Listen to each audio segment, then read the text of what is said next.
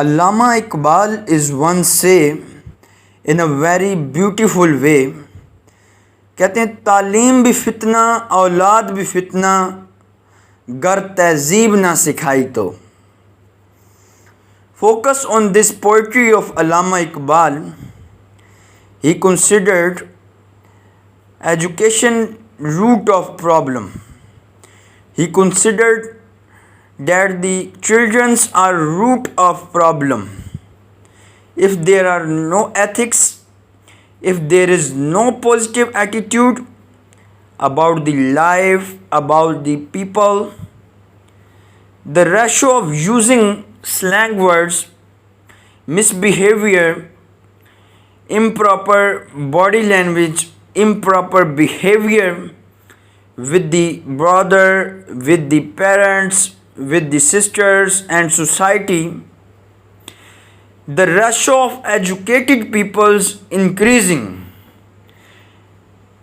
The educated peoples are using slang words.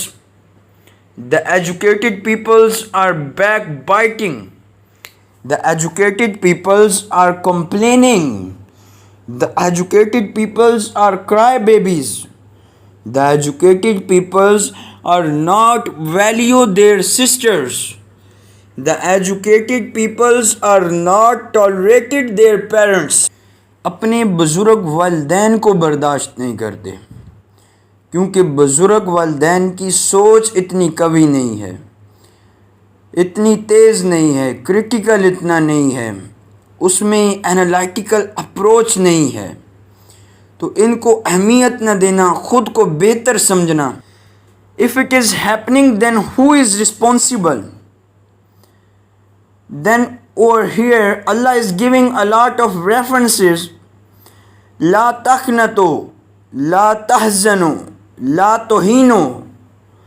But still people's complained. I told you not start from others. Please always start from your own self. The biggest war in the world, that is self-war. اپنی خواہشات کے خلاف جنگیں، اپنی انا کے ساتھ جنگیں، اپنی خواہشات کے ساتھ جنگیں۔ انا کسے کہتے ہیں؟ خود کو بڑا بہتر سمجھنا۔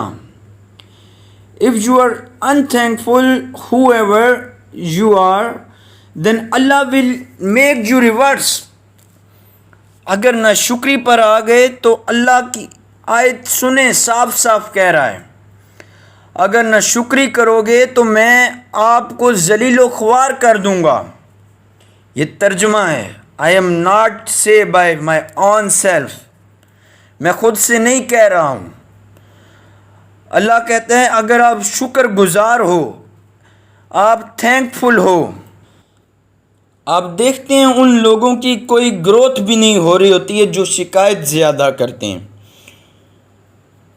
تو اب اس کے اندر کسی نہ کسی طرح ہم بھی شامل ہیں۔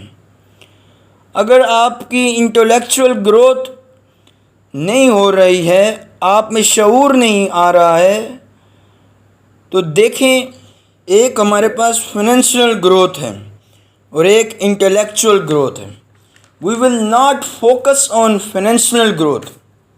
اب جس کے پاس یہ ہے کہ کبھی غور کیے کہ ملینر ہوں گے، بلینر ہوں گے، بڑے پیسے دار لوگ ہوں گے، پر جب کسی دانشور کے سامنے بیٹھتے ہیں تو اپنے سر کو جھکا لیتے ہیں، تو دانشور کے پاس اتنا پیسہ نہیں ہوگا، صاحب علم کے پاس اتنا زیادہ پیسہ نہیں ہوگا، لیکن جو بھی پیسے دار رئیس اور امیر جب اس کے سامنے آتے ہیں تو وہ اپنے سر جھکا لیتے ہیں۔